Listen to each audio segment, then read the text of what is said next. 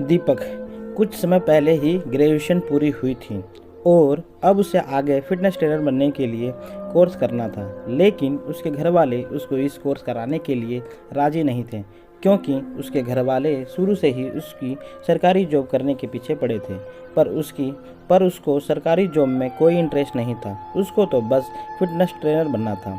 दीपक के घर में यूं ही वाद विवाद होते गए और उसकी अपनी जिद में अड़े रहने के कारण अंत में उसके घर वाले इस कोर्स कराने के लिए मान गए। कहीं ना कहीं अब भी दीपक के पिता इसके खिलाफ ही थे, पर उसकी जिद के कारण उन्होंने अपने घुटने उसके सामने टेक दिए और उसको इस कोर्स करने के लिए पैसे दे दिए। अब दीपक को पैसे मिल चुके थे और उसने कुछ ही दिन बाद दिल्ली के सबसे बड़े इंस्टीट्यूट में अपना एडमिशन करा लिया।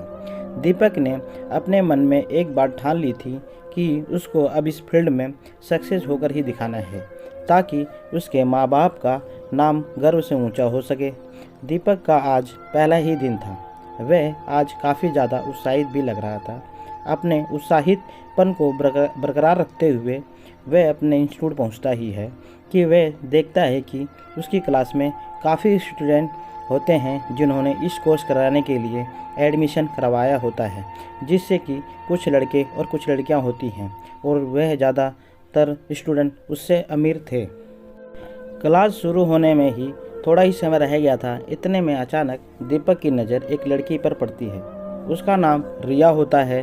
उसको देखते ही दीपक के दिल में एक हलचल सी होने लगती है। वह इतनी सुंदर थी कि दीपक की नज़र उस पर से हट ही नहीं रही थी। उसे देखते देखते अचानक क्लास शुरू की बेल बज जाती है और सभी स्टूडेंट अपनी सीट पर बैठ जाते हैं। जब सब स्टूडेंट अपनी सीट पर बैठ जाते हैं तो दीपक देखता है कि रिया उसकी बगल वाली बेंच पर ही बैठी है। यह देखकर दीपक काफ़ी खुश हो जाता है और वह सोचता है कि आज क्लास ओवर होने के बाद वह उससे बात करेगा। दीपक की क्लास का पहला ही दिन यूं ही रिया को देखते देखते बीत जाता है। जब भी रिया को पलक झपक कर दोबारा देखता है और उसको और भी खूबसूरत दिखने लगती है। थोड़ी देर बाद क्लास ओवर हो जाती है और दीपक रिया से बात करने को जा ही रहा होता है कि वह देखता है कि बाहर उसको कोई अपनी कार लेकर आ रखा है और वो उसके लिए गाड़ी में बैठने के लिए दरवाज़ा खोल रहा है। वह शायद उसका ड्राइवर था। दीपक को एहसास हो गया था कि रिया काफ़ी अमीर घराने की लड़की है और वह उसे जैसे मिडिल क्लास लड़के से कभी नहीं प्यार करेगी। यही सोचते ही दीपक वहां से चला जाता है। दीपक जब घर पहुंचता है तो उसको एहसास हुआ कि आज उसने अपना पहला दिन एक लड़की के पीछे खराब कर दिया, जो अब शायद ही उसको पाएगी।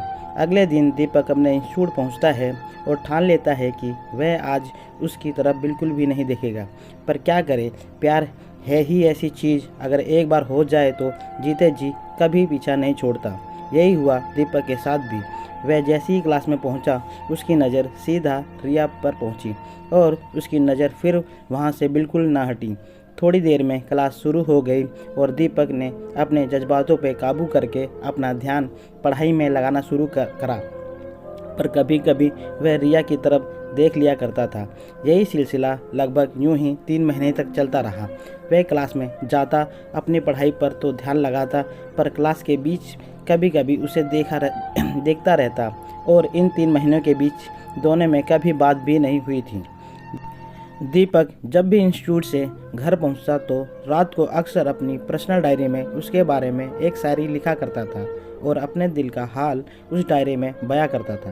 कुछ दिन बाद क्लास में एक टेस्ट हुआ जिसमें दीपक ने सबसे अच्छा परफॉर्म करा और दीपक अपनी परफॉर्मेंस के कारण क्लास में काफ़ी पॉपुलर भी हो गया था। दीपक की इतनी अच्छी परफॉर्मेंस देख रिया का ध्यान उस दिन पहली बार दीपक पे गया और दीपक के साथ हाथ मिलाते हुए उसके दीपक को कॉन्ग्रेचुलेशन कहा।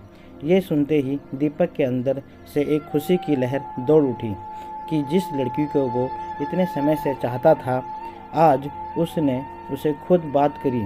क्या क्लास ओवर होते ही रिया दीपक से और बात करने लगी। दीपक भी उससे बात करने लगा दोनों में रोज़ यूं ही बातें होती रहती थी और धीरे धीरे वे एक अच्छे दोस्त बन गए थे। जब भी क्लास में टेस्ट होने वाला होता था तो दीपक टेस्ट से अक्सर 2-3 पहले ही रिया को अच्छी रिवीजन करा दिया करता था और रिया को टीचर की बजाय दीपक का बताया जल्दी समझ में आता था, जिसकी वजह से वह भी क्लास में अच्छा परफॉर्म करने लगी थी। दीपक अक्सर रिया को हंसाने की कोशिश करा करता था और रिया अक्सर उसकी बातों पर हंसा भी करती थी। वह दोनों कभी कभी एक साथ घूमने भी चले जाया करते थे। कुछ समय बाद दोनों एक दूसरे के इतना करीब आ गए थे कि अपनी पर्सनल बातें भी एक दूसरे से शेयर करने लगे थे। दीपक को यह तो पता चल गया था कि रिया को उस पर अब काफ़ी ट्रस्ट हो चुका है। दीपक को लगने लगा कि अब शायद रिया भी उससे प्यार करने लगी है और उसको अपनी दिल की बात अब रिया को बता देनी चाहिए। अगले दिन दीपक रिया को कॉफ़ी के बहाने मिलने को बुलाता है और थोड़ी देर बाद ही कॉफ़ी शॉप पर उसको प्रपोज कर देता है।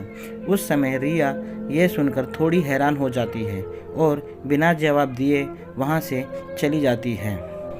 रिया वहाँ से इसलिए चली जाती है क्योंकि पिछले साल पहले उसके साथ कुछ इसी तरह का इंसिडेंट हुआ था कि जिस लड़के पर वह पूरा भरोसा करती थी उसने उसको इसी तरह प्रपोज करा था और उसने उसे हाँ भी करा था, पर कुछ समय बाद उसने उसको धोखा देकर छोड़ दिया था और रिया का यह हादसा अपने साथ दोबारा दोहराना नहीं चाहती थी और उसको समझ भी नहीं आ रहा था कि दीपक सच में उससे प्यार करता है या झूठ का दिखावा।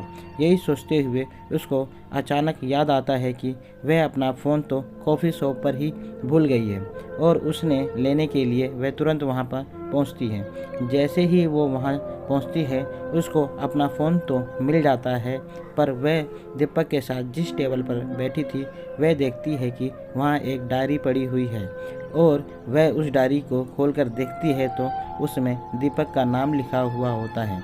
जब वह आगे के पेज देखती है तो उसमें कुछ शायरी लिखी होती है और दीपक के इंस्टीट्यूट में पहले डे से लेकर अब तक के सारे दिन का समरी लिखी हुई थी, जिसमें उसने हर दिन में सिर्फ रिया के बारे में ही बातें लिखी हुई थी। यह देखकर रिया को पता चल जाता है कि दीपक उससे आज से नहीं बल्कि क्लास के पहले दिन से ही उससे प्यार करता है और वह सोचती है कि वह दीपक को अब कल पूरी क्लास के सामने ही प्रपोज करेगी। यही दीपक यह सोच कर परेशान था कि उसने शायद अपने दिल की बात बताने में ज़्यादा जल्दी कर दी है और अब रिया उससे कभी भी ज़िंदगी भर बात नहीं करेगी। दीपक को लगने लगा था कि उसने बहुत बड़ी गलती कर दी है और उसको इसकी माफ़ी मांगनी चाहिए और वह रिया को सॉरी बोलने की सोच लेता है।